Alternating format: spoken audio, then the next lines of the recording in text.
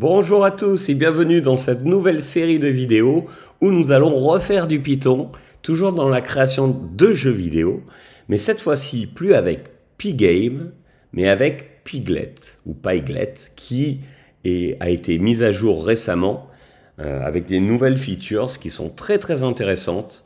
Il y a une documentation beaucoup plus détaillée qu'avant. C'était un framework qui me plaisait beaucoup, mais c'est vrai que le manque de documentation m'avait fait un peu rebrousser chemin, même si j'avais publié sur YouTube il y a longtemps maintenant un petit jeu réalisé avec Pyglet justement. J'avais beaucoup aimé, mais c'était quand même assez galère pour avoir des infos. Maintenant, ce n'est plus le cas, et surtout le fait que ce soit à nouveau actif sur GitHub et que le développement avance, c'est rassurant, parce que j'avais un petit peu l'impression, et peut-être que d'autres comme moi l'avaient, que c'était un peu laissé de côté. C'est pas du tout le cas, et ça a l'air même plutôt vachement cool.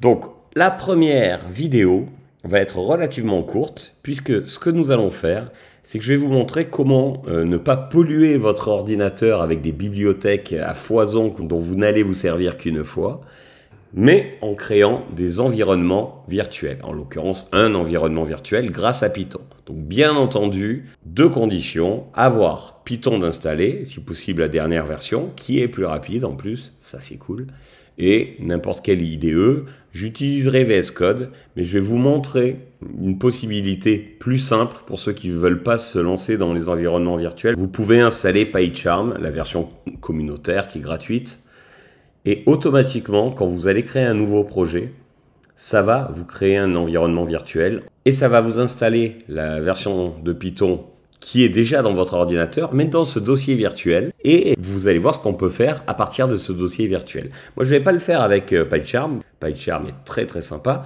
Je vais le faire avec VS Code. Et première chose qu'on va faire, c'est créer cet environnement virtuel. Donc, pour ça, il nous faut aller dans le shell. Alors, je vais taper ou dans le terminal. Je vais zoomer un petit peu pour vous. On y est. Et je vais rentrer dans un dossier qui m'intéresse. En l'occurrence, moi, c'est CD Python. Donc, je prends Python, je le mets là, après CD, et hop. On est dans ce dossier. Je vais l'ouvrir pour que vous voyez ce que ça fait. À partir de là, je vais dire à Python. Vous allez voir qu'il y a un petit twist sur certains systèmes d'exploitation. De créer, donc -m, un environnement virtuel, donc venv. Et je vais l'appeler working env, voilà, par exemple. J'appuie sur Entrée. Aïe, ça ne marche pas. Bah oui, dans certaines distributions, pourtant Python est bien installé, mais là il ne le reconnaît pas. Dans certaines distributions, si ça vous le fait, c'est qu'il faut que vous tapiez Python 3. Je le lance et vous voyez que ça me crée mon dossier. Alors ça peut être plus ou moins long, là c'est assez rapide.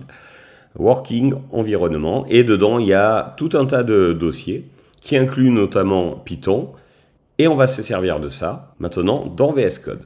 Donc je vais ouvrir VS Code. Très important, ce dossier virtuel, normalement VS Code le reconnaît, mais ce que vous faites, c'est que vous le prenez, moi je préfère faire ça, et je le mets dedans. Donc tout ça, bon ok, c'est un peu de la pollution visuelle entre guillemets, puisque on n'en aura plus vraiment l'utilité. Nous, ce qu'on va faire, en revanche, on va créer déjà notre premier dossier de jeu. Donc, je vais l'appeler par exemple projet 1. Ce qui est bien, c'est que je peux créer autant de projets que je veux dans cet environnement virtuel et installer toutes les bibliothèques que je veux. Elles ne s'installeront que dans cet environnement virtuel. Donc le projet marchera très bien, on pourra le compiler à la fin, il n'y a aucun souci. Sauf que les bibliothèques installées, les versions de Python utilisées pour le projet ou pour les projets, on pourra les compresser quand le projet est terminé, les archiver, et si on veut le ressortir pour le modifier, on aura toujours les bonnes versions de Python et de toutes les bibliothèques sans qu'on ait à tout retélécharger, avec le problème qui peut se poser d'avoir des versions différentes et donc des incompatibilités. Alors comment je fais à partir de ça pour installer Pyglet? Parce que là, dans mon projet, je vais créer un nouveau fichier que je vais appeler main.py. Et vous allez voir que forcément, si je fais import Pyglet, il ne connaît pas.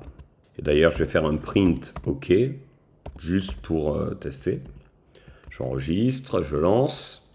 Et là, vous voyez, hop, j'augmente un peu ça. Nos modules name Pyglet. Forcément, on ne l'a pas installé. C'est pas grave.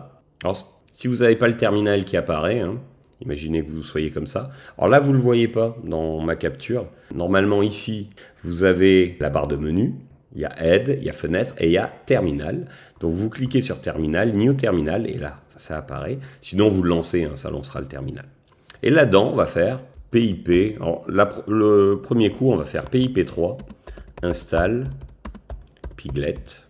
Il va nous demander de le mettre à jour, normalement. Donc vous voyez que ça ne marche toujours pas, hein, ça n'a pas reconnu Piglet. Il nous dit de mettre à jour PIP, install, upgrade. Donc c'est ce qu'on va faire. Et une fois que c'est mis à jour, là on peut faire PIP, install, Piglet. On pourrait aller plus vite, mais bon. Et voilà, là on est bon. Je vais le lancer pour vous montrer.